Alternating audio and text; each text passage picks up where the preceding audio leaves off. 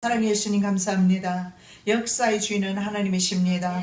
오늘도 하나님께서 하나님의 손으로 우리 지구를 둥글게 만드시고 지구에 편만하게 사람들로 하여금 살게 하시며 하나님의 통치를 하나님께서 직접 통치해 주심을 감사드립니다.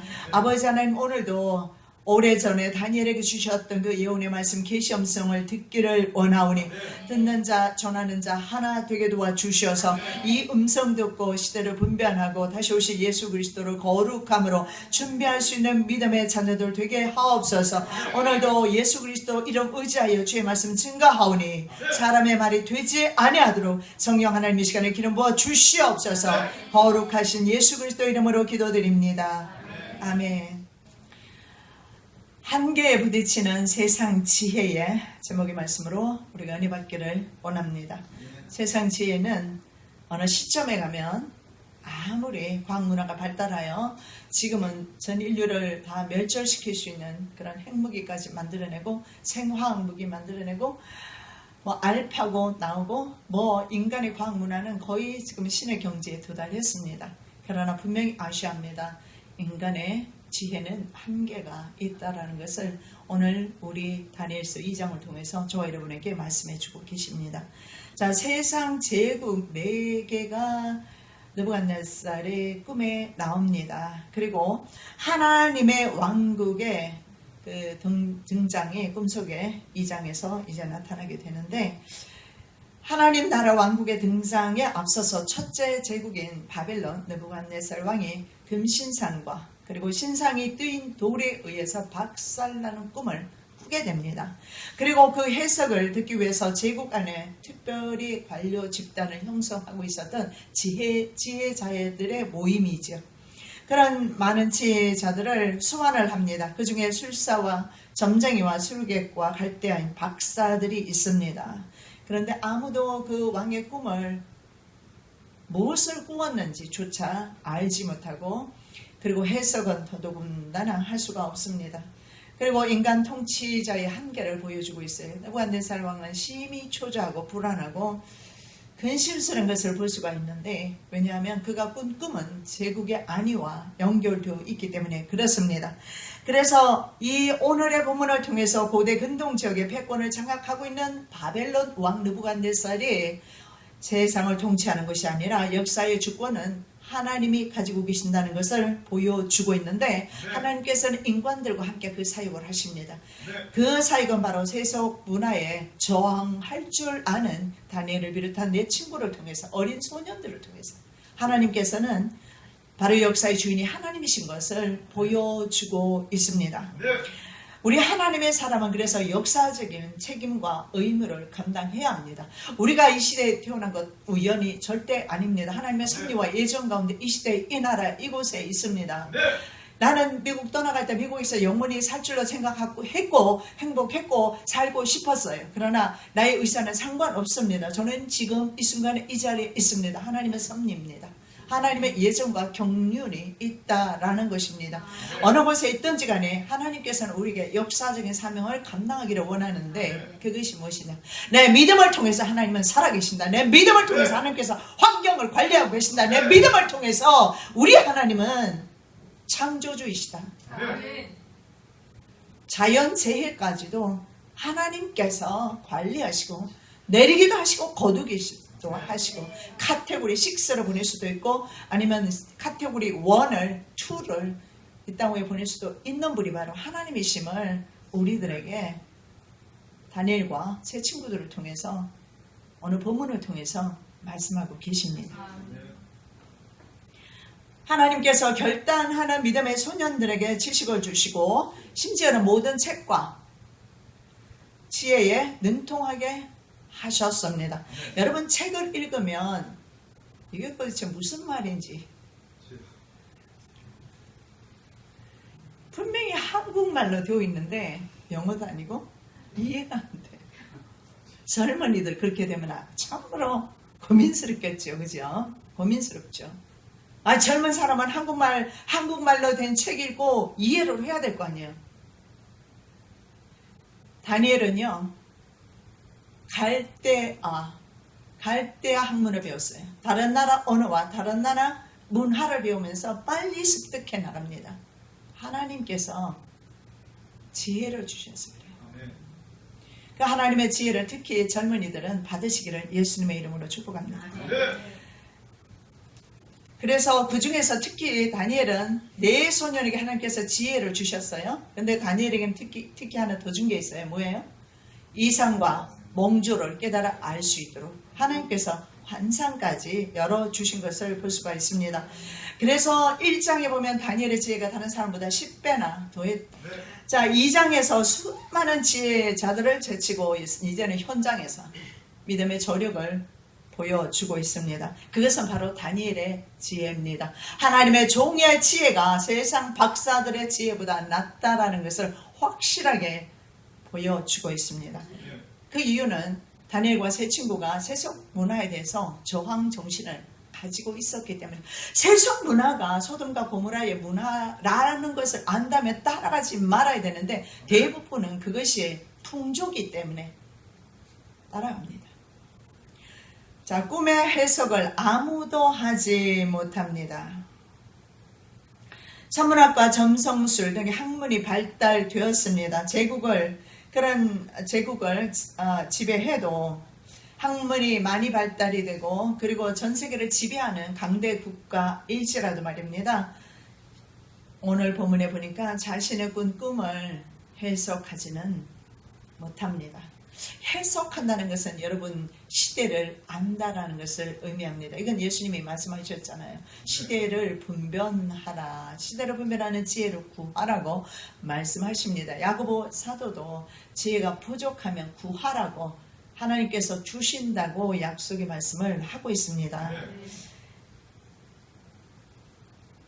세상 현자들의 지혜가 아무것도 아닌 것을 볼 수가 있습니다. 박사들의 지혜도 아무것도 아닌 것을 볼 수가 있습니다.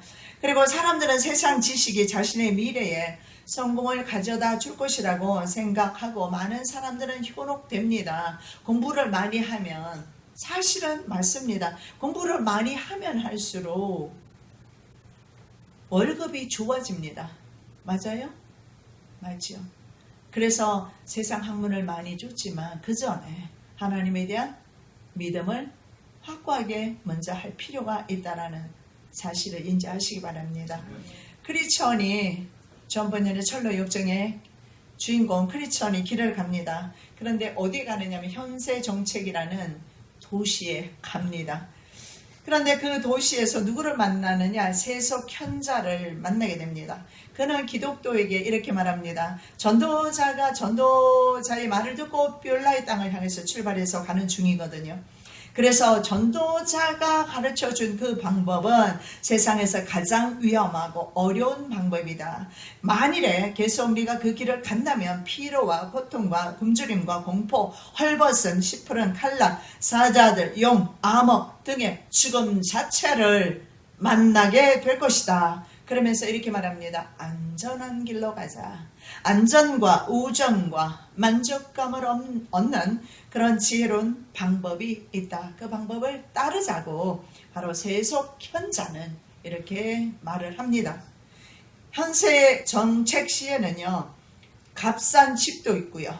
그리고 품질 좋은 음식도 많고 우리나라만큼 품질까지는 모르겠는데 다양한 음식이 그렇게 많은 줄 몰랐어요. 저도 치킨은 옛날에 양념치킨만 먹고 나는 미국 가봤는데 요즘에는 치킨들이 어떻게나 맛있게 양념을 해서 나오는지 종류도 다양하고 모양도 다양하고 크기도 다양하고 참 한국만큼 음식 문화가 발달된 곳은 없습니다. 그래서 우리의 정신까지도 미혹을 합니다. 이곳이 좋다고. 그리고 십자가는 너무 힘들다고 그렇게 말합니다. 그리고 이곳이 훨씬 더 만족스럽다고 만족스러운 생활을 할 수 있다고 말합니다.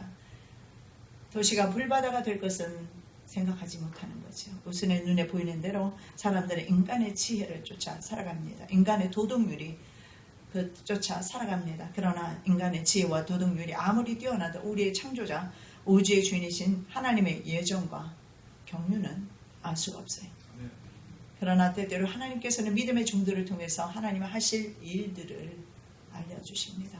아브라함에게 내가 어떻게 아브라함은 내 친구라고 하셨어요. 알리지 않겠느냐 하시고 소돔과 고모라의 멸망에 대해서 말씀하셨어요. 하나님께서 오늘 이 시간에 다니엘서를 통해서 저와 여러분에게도 이 시대를 가르쳐 주기를 원하십니다. 고대 세계에서 꿈은요, 특히 왕의 꿈은 굉장히 중요했습니다. 왜냐하면 다가오는 제국의 미래들을 예시하는 것이기 때문에 흥망성쇠가 왕의 꿈에 많이 달려 있었습니다. 그래서 왕의 꿈 중요합니다. 왕의 꿈에 대한 해석 중요합니다. 느부갓네살 왕이 자신의 꿈을 잊어버린 것이 아니었어요. 알고 있습니다. 그런데 그것을 발설하지 않습니다. 그 이유는 발설하는 순간에 반역이 일어날 가능성도 있기 때문에 말하지 않은 것입니다. 그래서 옛날에 왕들의 꿈은요, 우리가 꾸는 개꿈하고는 달라요. 개꿈은 꾸고 나면 얼마나 어수선합니까? 근데 고대 왕들은요, 하나님의 신탁이 꿈을 통해서 많이 나타났던 것 같습니다. 느부갓네살 왕 역시 인간에게는 금지된 미래에 관한 일들입니다. 신의 하나님의 신탁을 받습니다. 하나님께서 제국의 안위와 관련된 계시의 꿈을 그에게 주심으로 그에게 두려움을 주신 겁니다. 바벨론 제국 이후에 페르시아, 헬라 그리고 로마 제국을 거쳐서 그리고 마지막에 나오는 제국이 또 하나 있는데 이것은 인간의 머리로는 이해할 수 없는 뜨인 돌이 나타나더니 나머지 모든 앞에 있던 제국들을 완전히 박살을 냅니다. 네. 이때는 느부갓네살 제위 2년입니다. 그래서 제국이 어쩌면 안정기로 접어들 때인데 느부갓네살 왕은 벌써 바벨론의 패망에 대해서 꿈을 통해서 예시를 받고 있습니다. 자신의 왕국 정말 중요하게 생각하는데 자신의 왕국 후에 또 다른 왕국이 나타난다는 것을 꿈으로 보여준 겁니다. 자신의 왕국 후에 세 개의 제국이 나타나죠. 그리고 정말 느부갓네살이 궁금했던 것은 바로 뜨인 돌이라는 것입니다. 제가 생각했을 때는 그렇습니다. 그 부분이 도대체 해석을 할 수가 없었을 겁니다. 그래서 도대체 이 한 돌, 뜨인 돌의 정체가 뭐냐? 돌이 또 있어요. 네. 자, 말씀 보겠습니다. 또 왕이 보신즉 사람의 손으로 하지 아니하고 뜨인 돌이 신상의 철과 진흙의 발을 쳐서 부서뜨리매 때에 철과 진흙과 녹과 은과 금이 다 부셔져 여름 타작마당에 교같이 되어 바람에 불려간 곳이 없었고 우상을 친 돌은 태산을 이루 온 세계에 가득하였었나이다. 즉 무슨 말이냐면 느부갓네살 왕은 하나님의 왕국을 이해를 하지 못한 겁니다. 그렇다면 저와 여러분의 지혜가 느부갓네살 왕의 지혜보다 낫습니까? 낫습니다. 왜 낫습니까? 천국을 믿으시잖아요. 그러면 낫습니다. 누구의 지혜보다 낫습니다. 그러나 세상의 지식은요, 박사라도 하나님의 지식은 절대 못 따라합니다. 그리고 하나님의 경륜을 몰라요. 그러나 내가 초등학교만 나와도 하나님의 영이 임한 사람은 하나님의 하실 일을 그 종들에게 보이십니다.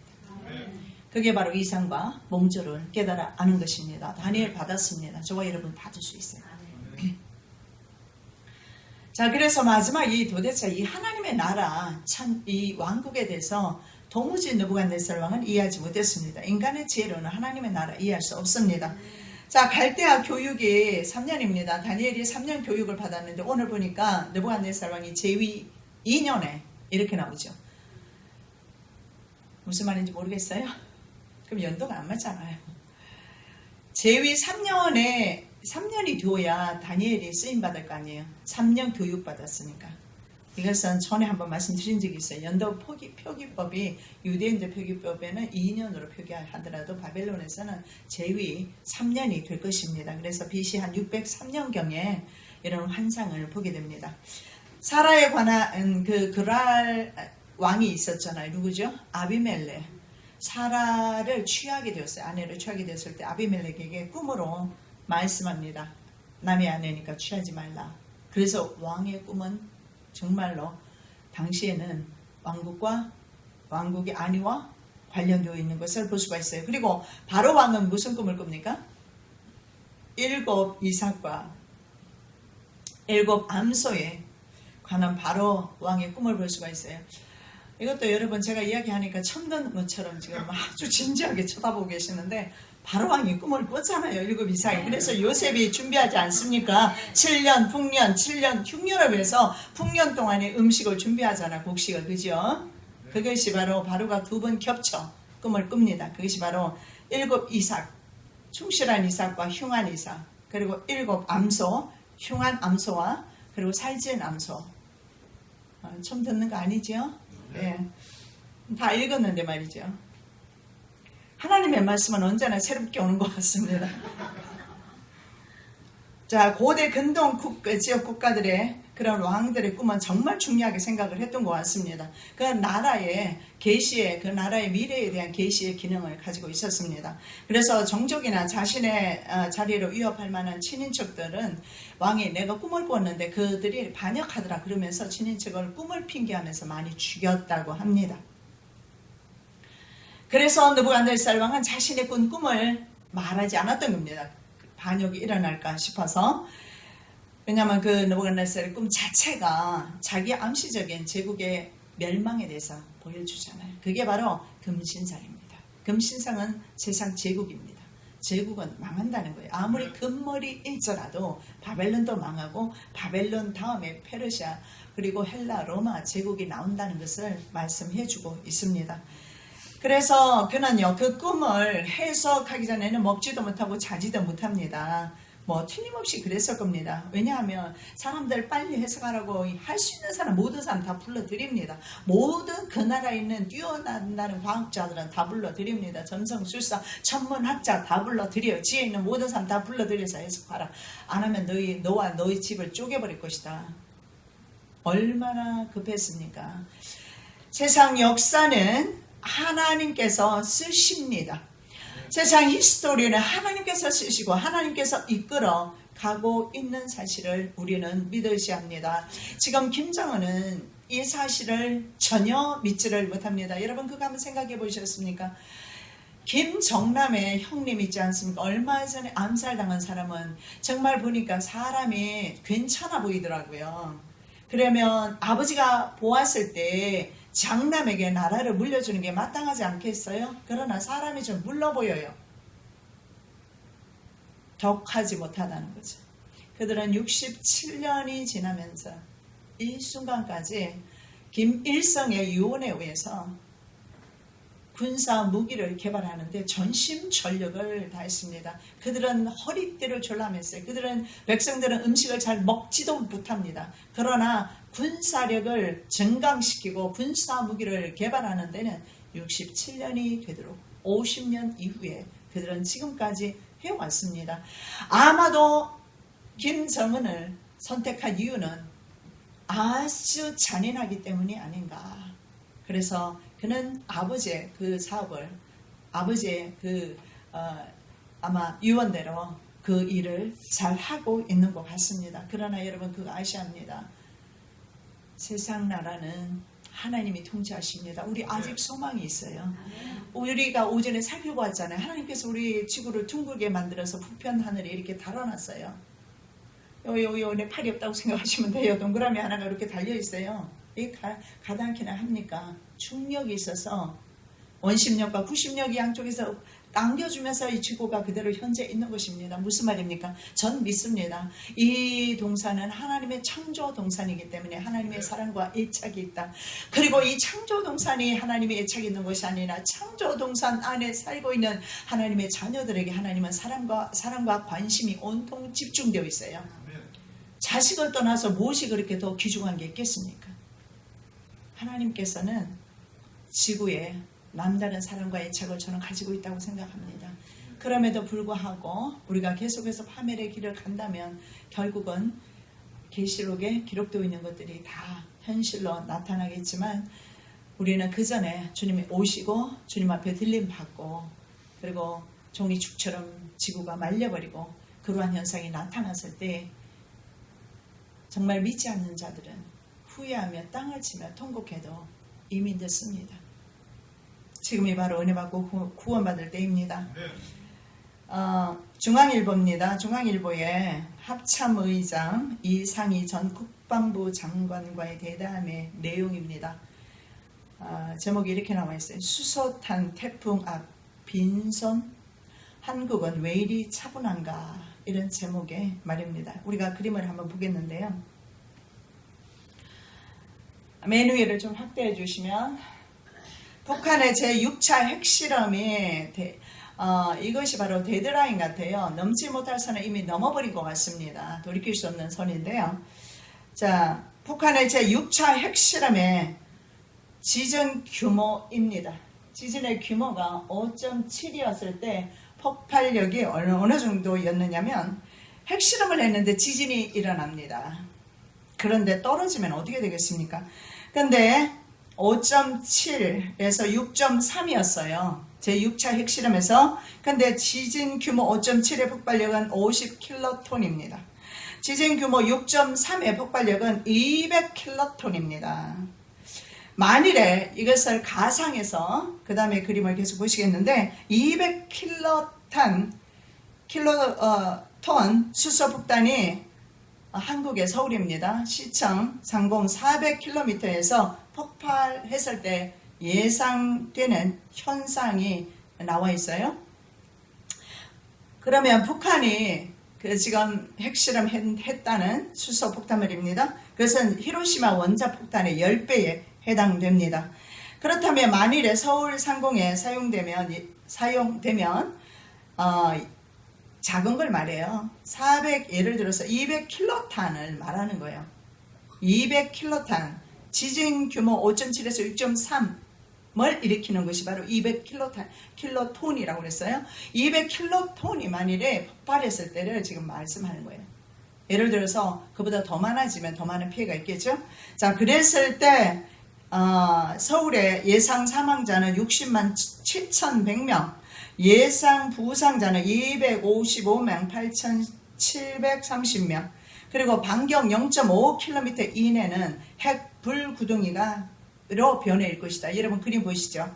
그래서 완전 잿더미가 될 것이고 반경 1.56km 이내는 20기압 압력으로 콘크리트 건물 등이 완전히 완파됩니다. 그리고 반경 2.02km에는 방사능의 직접 피해로 50에서 60%가 사망하고 반경 4.07km 이내에는 6기압 압력으로 콘크리트 건물 완전 붕괴됩니다. 그리고 열 복사로 3도 화상과 신경세포가 괴사되어 버립니다. 그런데 하나 소망이 있는 것이 뭐냐면 이것을 사용했을 때 말입니다. 풍계리에서 사용을 했을 때 남한 전체에 영향을 주는데 남한만 영향을 주는 것이 아니라 북한도 영향을 받을 겁니다. 그래서 하나 소망이 무엇이냐 하면 오전에도 제가 말씀드렸죠. 우리나라 대통령이 말입니다. CNN과 인터뷰, 전 세계로 나가는 CNN과 인터뷰에서 우리는 핵이 없습니다. 자랑하듯이 참 못마땅했거든요. 없는 것이 무엇이 자랑입니까? 우리는 67년 동안 뭐 했단 말입니까? 땅속도 다 파헤쳐져 있고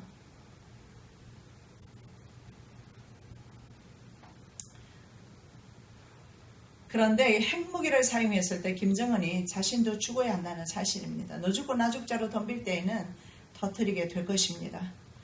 그래서 정말 빈손 한국의 소망은 전쟁 억제입니다. 어떻게든 간에 규제를 통해서 북한이 도발을 하지 않는 겁니다. 유엔 안보리에서 규제를 합니다. 그런데 원유를 규제를 해야 되는데 정유 제품만을 규제를 했어요. 그래서 보란듯이 김정은은 또 미사일을 발사했습니다. 일본을 통과해서 떨어지는 미사일을 발사하면서 도대체 막을 사람이 없이 그렇게 앞뒤 없는 전차처럼 지금 달려가고 있어요. 그런데 그나마 하나 소망이 자기도 죽는다는 겁니다. 우리 한국 땅이 상당히 좁잖아요. 그렇기 때문에 그래서 우리의 기도가 참으로 필요할 때입니다. 저는 믿습니다. 김정은이 아무리 핵무기를 수소폭탄을 원자폭탄이 히로시마 원자폭탄이 10배가 넘는 수소폭탄을 개발을 해도 어쩌면 하나님의 그를 데려가면 단추 한번 누르지 못하고 그는 죽을 수도 있어요. 역사의 주인은 하나님이십니다. 하나님께서 우리에게 미래에 대하여 남북한의 통일에 대해서 하나님의 신탁을 받으시기를 바랍니다. 하나님의 이상과 몽저를 깨달아 아시기 바랍니다. 그러면 그렇게 될 줄로 믿습니다.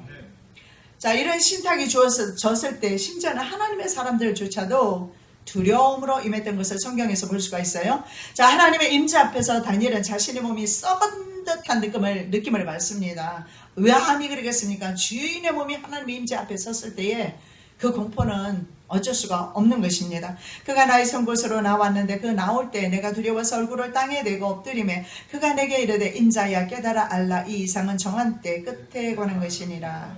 그러므로 나만 홀로 있어서 이 큰 이상을 볼 때 내 몸이 힘이 빠졌고 나의 아름다운 빛이 변하여 썩은 듯하고 나의 힘이 다 없어졌으나. 자, 이런 현상은 느부갓네살뿐만 아닌 것을 볼 수가 있어요. 박수는 천체를 관측하는 점성술사였습니다. 그리고 갈대아 술사는 누구냐면 성직자들로 구성된 관료 그룹들입니다. 이들은 꿈을 알려주면 해석하겠다고 왕에게 제안합니다.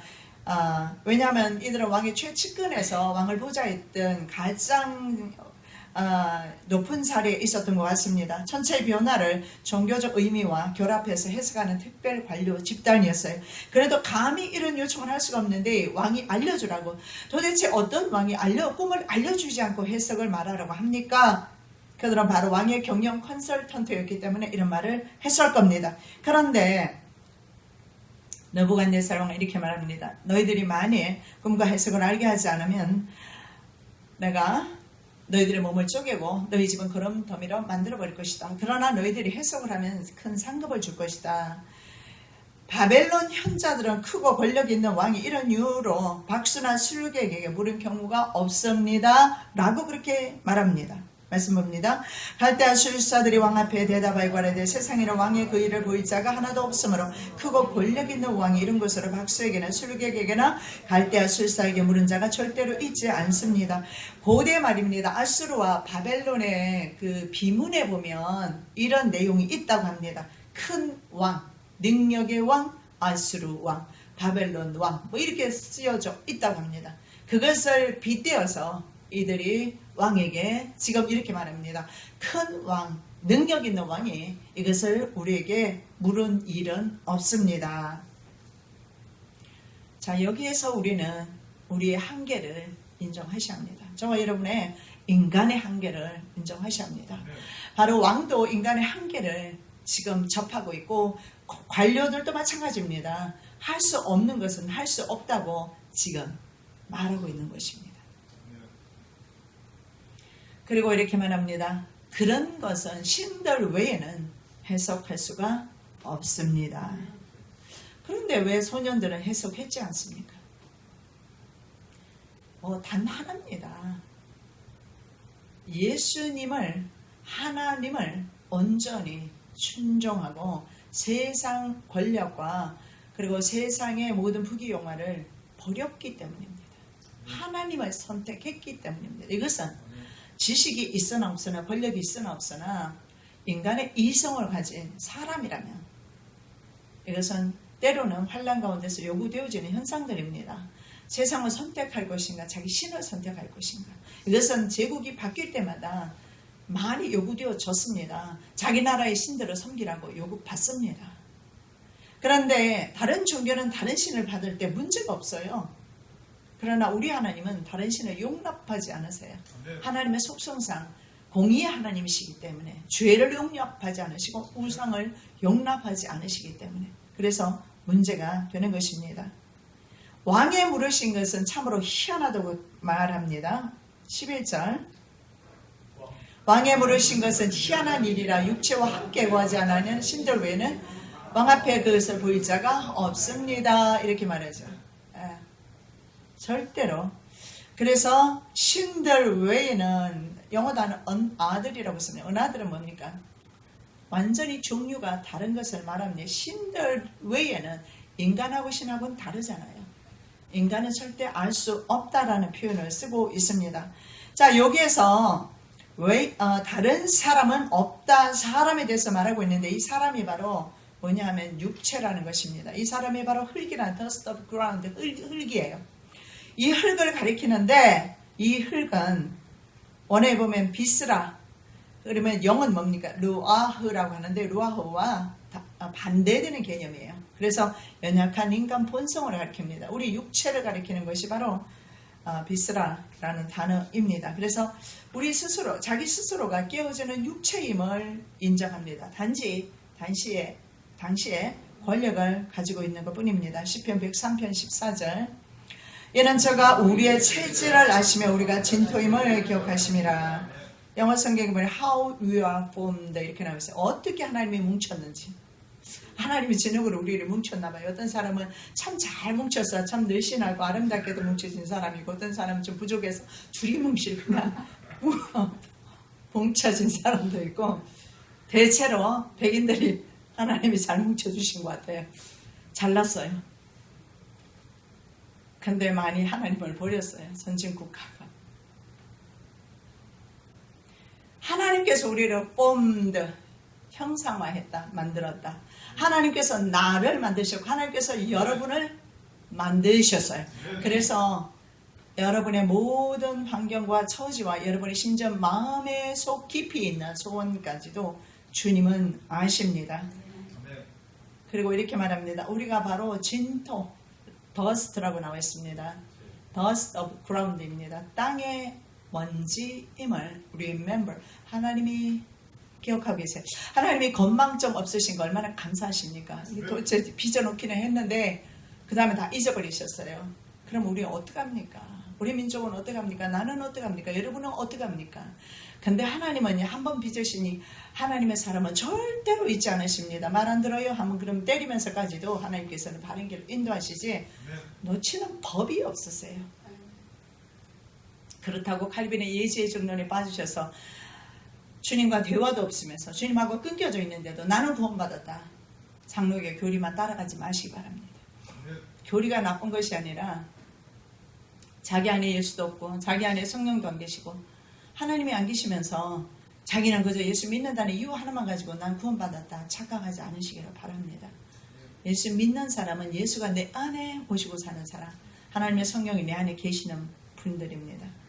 온갖 지식에 뛰어난 박사들이 스스로의 무지를 인정하고 있습니다. 육체에 구하지 않는 신들만 해석할 수 있다. 고린도전서 3장 19절. 이 세상 지혜는 하나님께 미련한 것이니 기록된 바 지혜 있는 자들로 하여금 자기 교율에 빠지게 하시는이라 하였고, 그 다음에 고린도전서 1장 27절. 그러나 하나님께서 세상에 미련한 것들을 택하사 지혜 있는 자들을 부끄럽게 하려 하시고 세상에 약한 것들을 택하사 강한 것들을 부끄럽게 하려 하시며. 그래서 환난의 때는 되봐야 알아요. 충신과 간신은 국가가 위경에 처해보면 압니다. 임금도 말입니다. 임금답지 못한 임금은 국가를 버립니다. 우리나라에 누가 그런 왕이 있었던가요? 선조왕인가요? 바로 신하들도 마찬가지입니다. 버립니다. 성도도 마찬가지입니다. 환난의 때에 하나님을 버립니다. 그러나 오늘 말씀에 이렇게 말합니다. 약한 것들을 사용하셔서 강한 것들을 부끄럽게 지금 하고 계시지 않습니까? 약한 것들 다니엘과 제 친구를 통해서 강한 것들을 지금 부끄럽게 하시지 않습니까?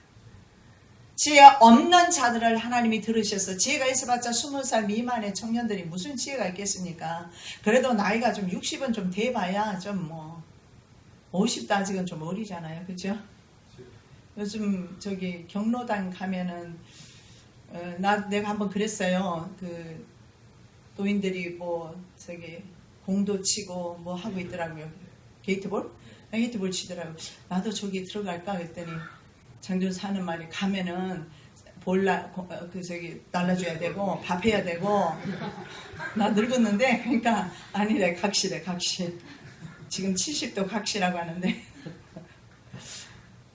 노년 시대가 돼서 그런지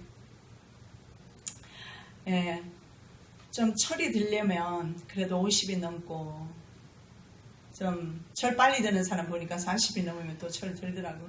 진짜 철이 빨리 든 사람은 우리 수진이처럼 저렇게 어릴 때 철 들어서.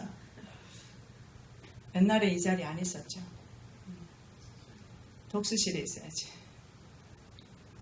근데 이 자리에 있잖아요. 철 든 거죠. 그것이 바로 영적 철입니다. 네, 이 자리에 있어요. 근데 저와 여러분이 정말 하나님의 그 지혜로 충만하다면 나이에 상관이 없을 줄로 압니다. 하나님의 그 주시는 지혜를 받으시기 바랍니다. 그 지혜는 심지어는 하나님 나라까지 이해하고 믿는 지혜입니다. 그리고 오히려 연조가, 삶의 연조는 다니엘과 세 친구가 얼마나 짧습니까? 수신이도 얼마나 짧아요. 그러나 때때로는 어른들을 교훈할 수도 있습니다.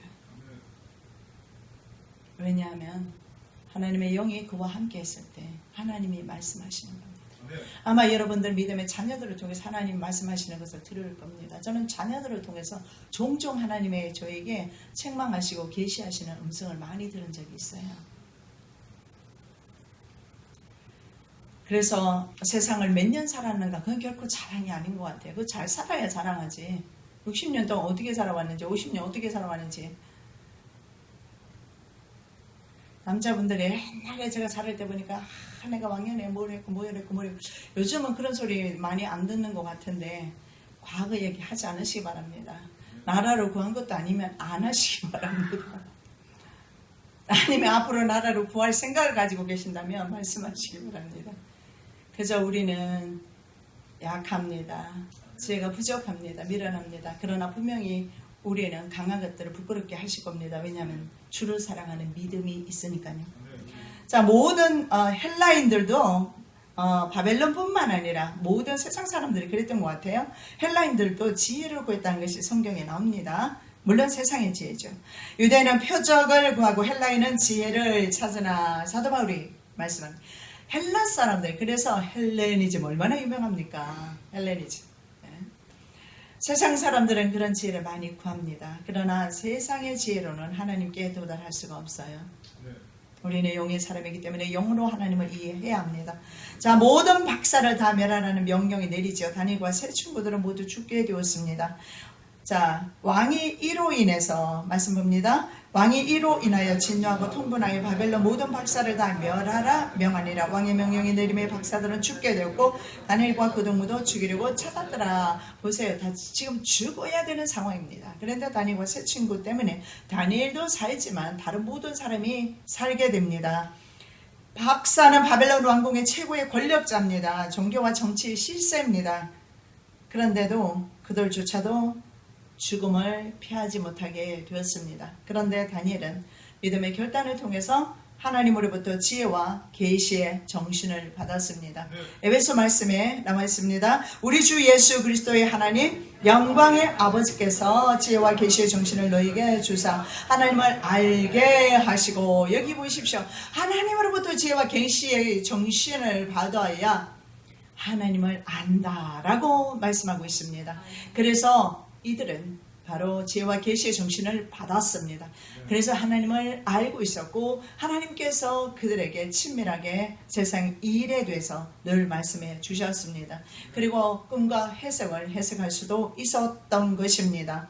다니엘서 1장 우리가 살펴본 말씀이죠. 20절 왕이 그들에게 모든 일을 묻는 중에 그 지혜와 총명이 온 나라 박수와 술객보다 10배나 나은 줄을 아니라. 자, 이미 1장에서 말씀했던 것처럼 그 모든 일을 묻는 중에 다른 사람들보다 몇 배? 15배? 아닙니다. 10배나 10배만 많아도 우리는 박사학위 안 받아도 박사보다 낫습니다. 10배나 낫다고 그렇게 말씀을 합니다. 특별히 우리 젊은이들은 이러한 지혜를, 특별히 우리 수진이는 하나님의 이러한 지혜를 받으시기를 예수님의 이름으로 축원합니다. 사랑해 예수님 감사합니다. 세상 역사의 주관자는 우리 하나님이십니다. 한계에 부딪히는 세상의 지혜를 오늘 보았습니다.